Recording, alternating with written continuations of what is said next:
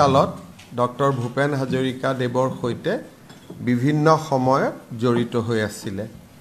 আজি ভূপেন হাজৰিকাৰ পুত্ৰ তেজ হাজৰিকা তেওঁৰ নাতি সেজ হাজৰিকা আৰু তেখেতৰ ভাতৃ সমৰ হাজৰিকা ভাতৃ বুৱাৰী মনীষা হাজৰিকাকে আদি কৰি পৰিয়াল আৰু তেখেতৰ সান্নিধ্য লাভ কৰা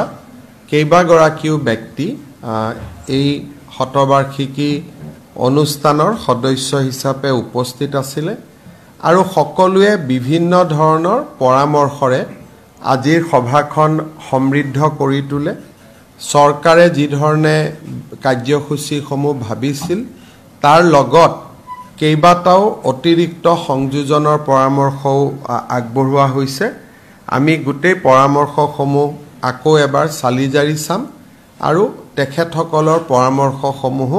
সন্নিবিষ্ট কৰি আমি আগবাঢ়িবলৈ প্ৰচেষ্টা কৰিম পৰামৰ্শবিলাক বিশেষকৈ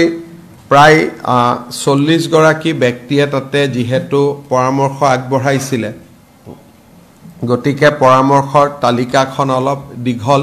সেই কাৰণে হয়তো মই একে আখৰতে ইয়াত কবৰ কাৰণে সম্ভৱ নহয় কিন্তু আপোনালোকক আমি নিশ্চিতভাৱে এই বিষয়ে জনাম গতিকে আজিলৈ এইখিনিয়ে পিছত আপোনালোকক সময়ে সময়ে সেন্টিনাৰী বিষয়ে আপোনালোকক জনাই থাকিম হ'ব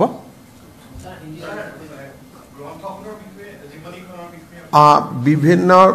জীৱনীখন অনুৰাধা শৰ্মা পূজাৰীয়ে লিখি উলিয়াইছে তাক আমি পিয়াৰ ৰিভিউ বুলি যাক কয় আৰু এবাৰ আমি তাক পৰীক্ষা কৰোৱাম আৰু ভাৰতৰ 23টা ভাষাত ভূপেন হাজৰিকা দেৱৰ এই গ্ৰন্থখন অনুবাদ হ'ব আৰু প্ৰায় 4 লাখতকৈ অধিক কলেজ মহাবিদ্যালয় লাইব্ৰেৰী চৰকাৰী কাৰ্যালয় বিভিন্ন ঠাইত আমি ইয়াক পঠিয়াম আৰু তাৰ লগতে অসমতো আমি 10 লাখ লোকলৈ আমি পঠিয়াবলৈ চেষ্টা কৰিম Today we have conducted the first meeting of Dr. Bhupen Hazarika Birth Centenary. Honorable Prime Minister Sri Narendra Modi will inaugurate the birth centenary and we will have several functions during the year.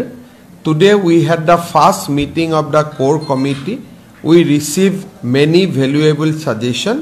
and definitely we are going to incorporate all the practical suggestion in the birth centenary calendar.